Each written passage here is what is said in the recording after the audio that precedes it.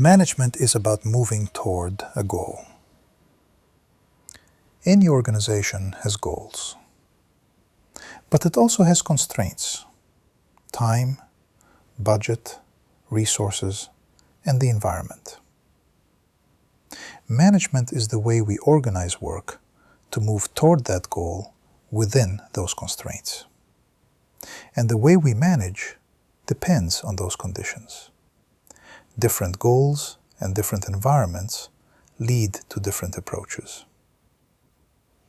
There are two dimensions in management: processes, how work is structured and executed, and people, how humans behave, decide, and act inside that system. You cannot separate them. Processes shape behavior, and people shape how processes actually work. In this talk, we will see how changing conditions shaped management over time. This is not a full course on management history. We will focus only on key ideas that help explain the connection between goals, environment, and the way we manage. So the problem defines how we manage. In the late 19th and early 20th century, industrial production was growing fast. Markets were expanding. Demand looked almost unlimited.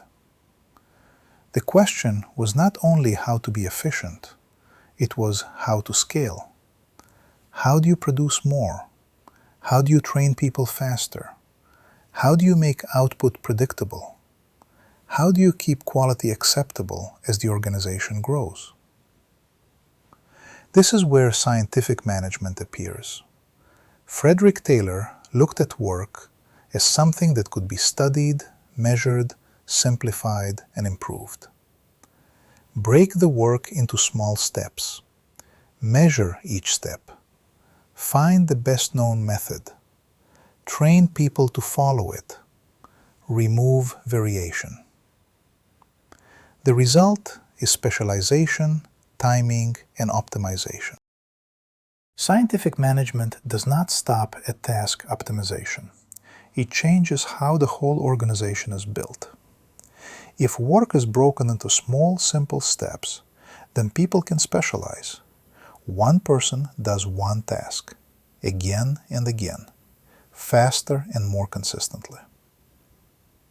This leads to a second step: separation of thinking and doing. Managers decide how work should be done.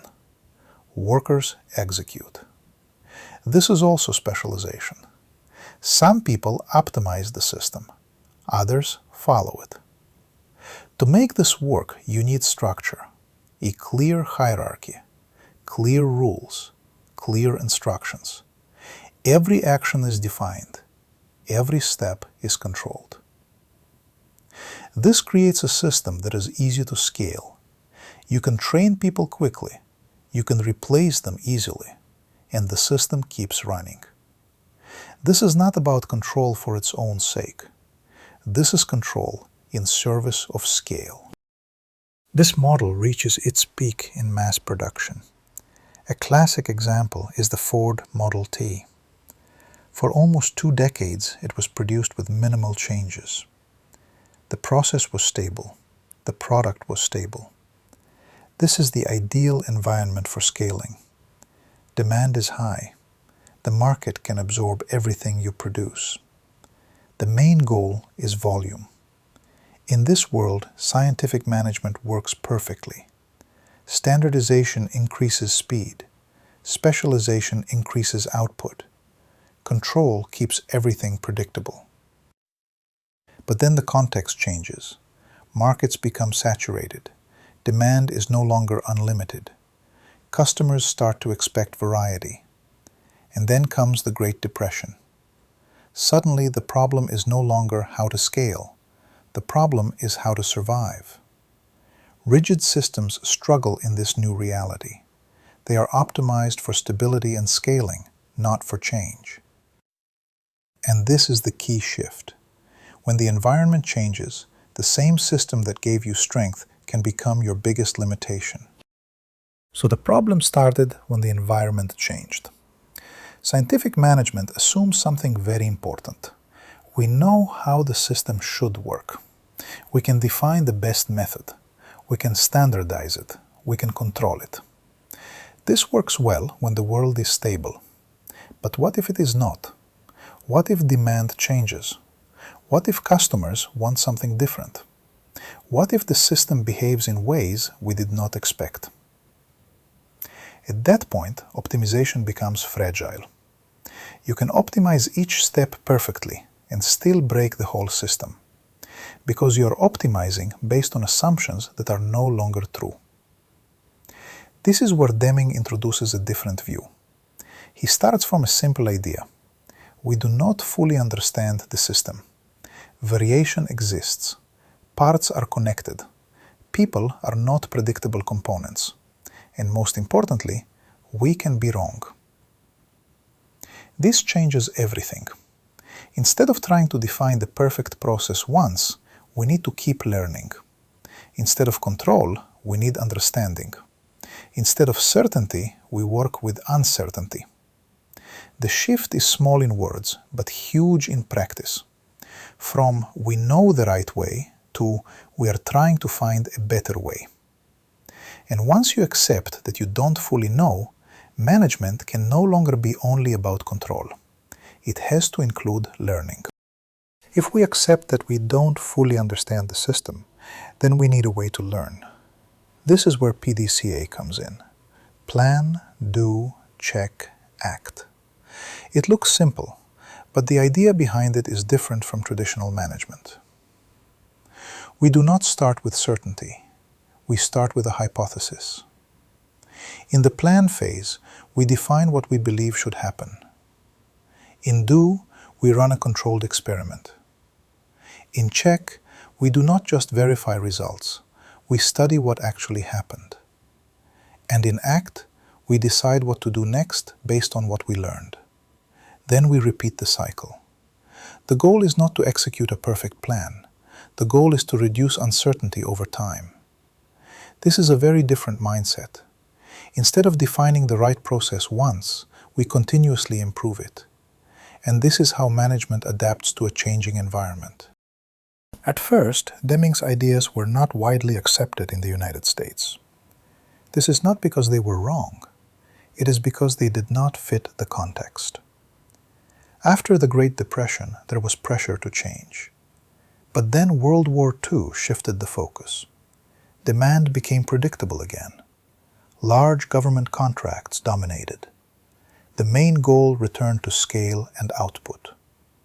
In that environment, existing management systems worked well enough again. There was no strong reason to rethink them in the moment. Japan was in a very different situation after the war. Resources were limited. Markets were competitive. Quality and efficiency were critical for survival. They needed a way to improve continuously and adapt quickly. Deming's ideas fit this need. This became one of the foundations of the Japanese economic miracle. From a management perspective, we can look at the Japanese model through a few key elements. And the first one is how production is driven. There are two fundamentally different ways to organize production: push and pull. In a push system, production is driven by a plan.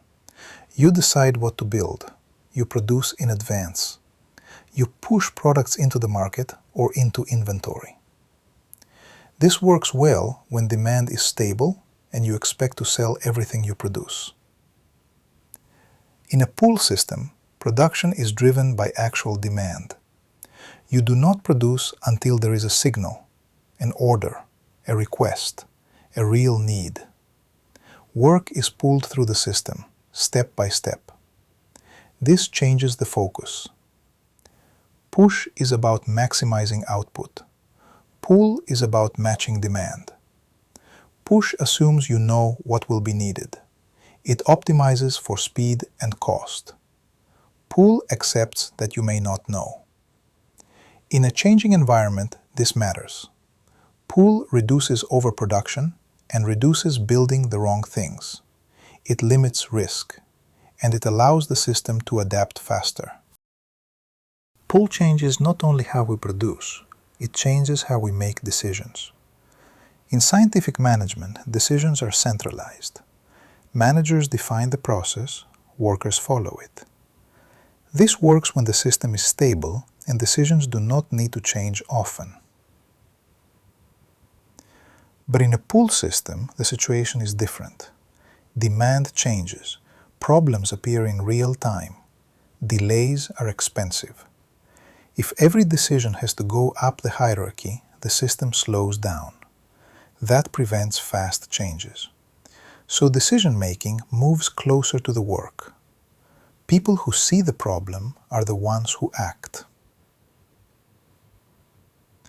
A well-known example is the and-on chord. Any worker can stop the production line when something goes wrong. This may look inefficient at first, but it prevents larger problems later. The key idea is simple. When the system becomes dynamic, decision power has to move with it. When decision-making moves to where the work happens, the system starts to change. This is where we get the idea of Gemba Kaizen. Gemba means the place where work is done. Kaizen means continuous improvement. Together, it is about improving the system where the work actually happens. The idea is simple. See the work, understand what is really happening, improve it, and do it together. This is not a one-time effort. It is a daily activity. People closest to the work observe problems and suggest improvements. They share information. They learn from each other. They take responsibility for quality. Over time, small improvements add up. This may look like a set of principles. Know the customer. Go where the work happens. Share information. Work as a team. Stay disciplined. Keep improving. But this is not a checklist. It is a way the system behaves. When the environment is changing, continuous small improvements become more effective than rare, large changes. Optimization also does not go away in adaptive systems, but it changes its role. In a stable environment, you optimize for maximum efficiency. In a changing environment, you need to optimize without breaking the system. This is where Lean introduces a different view. It focuses on three types of problems: Muda, waste; Muri, overburden; Mura, unevenness. Muda means operations that don't contribute to creating value: overproduction, waiting, rework, extra inventory, unnecessary movement. These are not only efficiency problems, they also increase risk. Extra inventory hides problems. Rework slows adaptation. Too many handoffs create instability.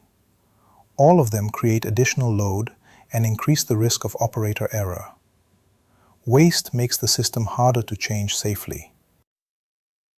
But there is another important problem: Mura, unevenness.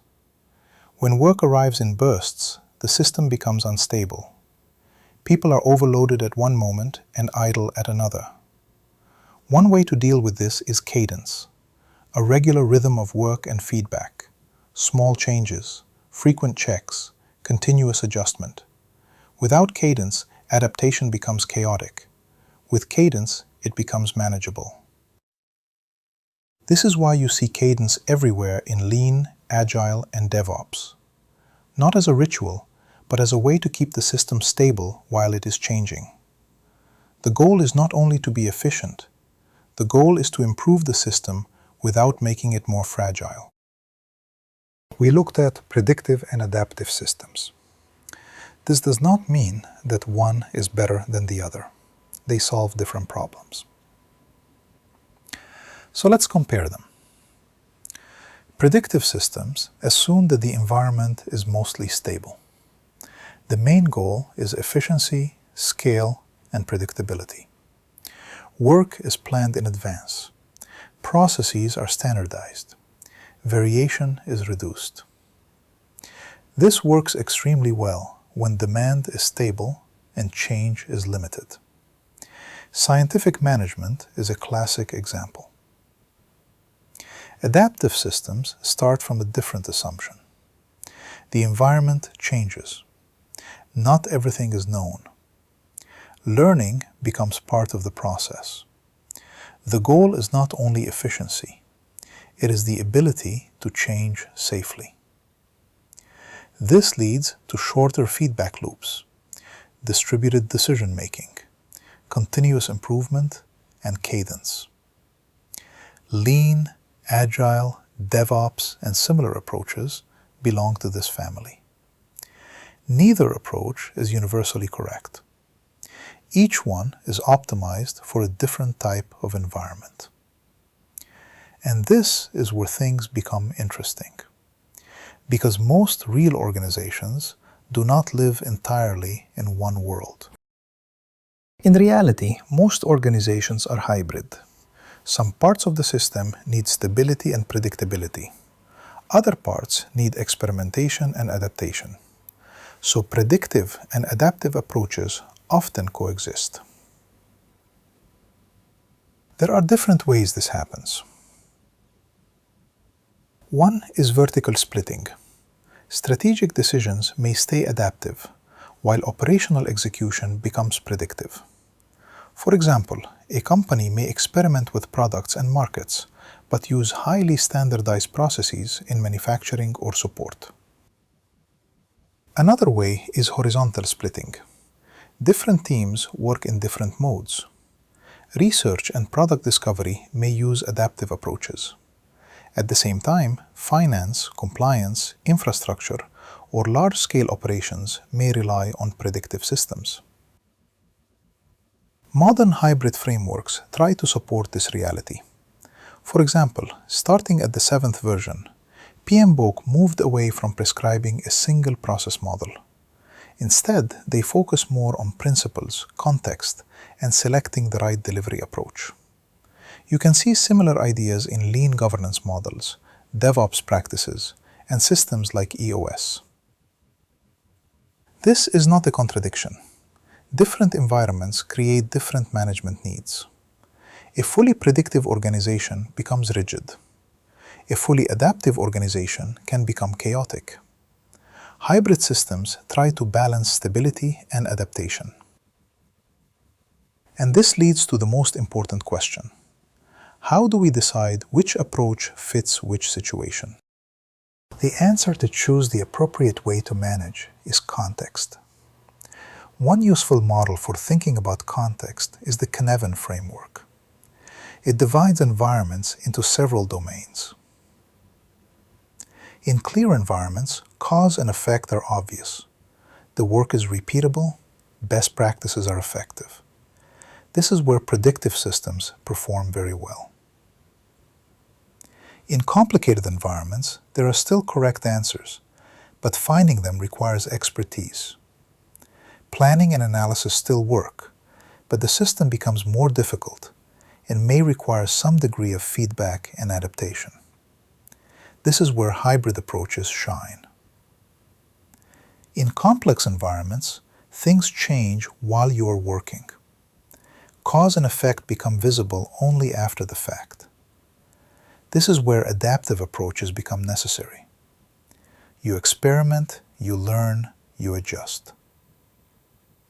But complexity is not fully objective. It also depends on our understanding of the system. A situation may look complex simply because we do not understand it well enough yet. And this creates another problem. Adaptive approaches often feel more creative and more exciting. Because of this, teams sometimes classify stable problems as complex and introduce unnecessary adaptation, variability, and overhead. And then there is chaos. The system changes faster than we could learn. The first goal is survival and stabilization. The important part is this. Methods that work well in clear environments often fail when moving toward complexity and chaos. But adaptive methods can also become expensive and inefficient when used in stable environments. And there is another danger: the cliff between clear and chaotic. Systems can look stable for a long time and then fail very quickly. So every approach has its time and place. And management is not about applying the purest model. It is about solving the actual problem. But management is not only about processes, it is also about people. And once the management system changes, the approach to people changes as well. Predictive systems rely on stability, repeatability, and control. To support this, people also need to behave predictably. This creates a more mechanistic view of motivation. The system defines the process, and management looks for ways to align human behavior with that process. One well-known model comes from Maslow. People have needs: security, recognition, achievement. If the organization controls access to those needs, it can influence behavior. Another important influence comes from Skinner and operant conditioning. Reward desired behavior, punish unwanted behavior. This becomes the foundation of the classic carrot and stick approach. In stable systems, this can work surprisingly well. It supports standardization, predictability, and scalability. But there is also a limitation. People become very good at following the system. But there is also a trade-off. The more predictable behavior becomes, the less flexibility people usually have. People learn to operate inside established rules and procedures. But adaptive environments often require something different: judgment, initiative, the ability to act outside predefined situations. And this creates a new management challenge. One useful metaphor for adaptive management is the gardener. A gardener does not control every plant directly. Instead, the gardener creates conditions where growth becomes possible. This changes the role of management. The goal is no longer only compliance. It becomes learning, adaptation, and decision-making under uncertainty. But this metaphor is often misunderstood. A gardener does not only water plants and admire flowers. A gardener also removes weeds, cuts unhealthy branches, and selects what should continue to grow. Adaptive systems still require standards, discipline, and boundaries. But inside those boundaries, people need more autonomy and judgment. This is why internal motivation becomes more important. One example is Carol Dweck's idea of fixed and growth mindset. In a fixed mindset, people try to avoid failure and protect competence. Mistakes become threats. Feedback feels personal. Uncertainty creates fear. That creates lack of initiative, hiding mistakes and problems. In growth mindset, ability is seen as something that can develop. Mistakes become information. Feedback becomes useful. Challenges become opportunities to learn. This matters because adaptive systems require experimentation. And experimentation means that not everything will work correctly the first time. Another example is Radical Candor by Kim Scott. Adaptive systems still need accountability and high standards. But there is a problem. Pure empathy often avoids difficult conversations and is ultimately damaging to the business. Pure pressure over outcomes often becomes aggression. Many managers become aggressively demanding because outcomes matter to the business. But pressure without personal involvement eventually destroys trust and learning. Radical Candor tries to balance both. Challenge directly, but also care personally. Feedback should not come from indifference or dominance. It should come from genuine involvement in helping people and the system improve. There are many approaches built around similar ideas. The key point is this: when organizations need to adapt, management must support not only execution, but also learning and change. Alignment between managing processes and managing people matters. Predictive systems usually work better with predictable behavior and stronger control. Adaptive systems require judgment, initiative, learning, and openness to feedback. When the management model and the people model conflict, the organization becomes unstable. For example, adaptive processes combined with fear-based management often create chaos instead of adaptability. And the opposite, predictive processes combined with highly adaptive, learning-based people management can create distraction, frustration, and false expectations. So where does all of this leave us? There is no single correct way to manage. Different management systems evolve to solve different problems under different conditions. Scientific management solved the problem of scale. Adaptive approaches evolved to deal with uncertainty and change. Neither is universally superior. Every approach has its time and place. Management is not about applying the purest or right model. It is about solving the actual problem. And this applies not only to processes, but also to people. The way we structure work, make decisions, give feedback, and motivate people must align with the environment we operate in. Even the same team may need different management approaches in different situations. That is why management is difficult. Not because there are no good ideas, but because context keeps changing. This was only a high-level overview, but hopefully it helps explain why management approaches differ, where they come from, and why understanding the context matters more than following trends.